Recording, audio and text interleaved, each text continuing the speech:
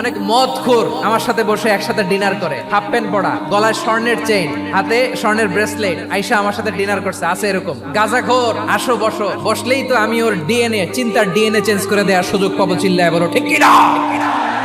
আমার অনেক হিন্দু পরিচিত ভাই আছে, ওরা আমাদের ইফতারির প্রোগ্রামে এসে একসাথে ইফতারি করে। বিশ্বনবী ইহুদির বাড়িতে গেলেন, আর আমার মুসলমান ভাই আমার কাফের বলে। এরকম আছে না নাই?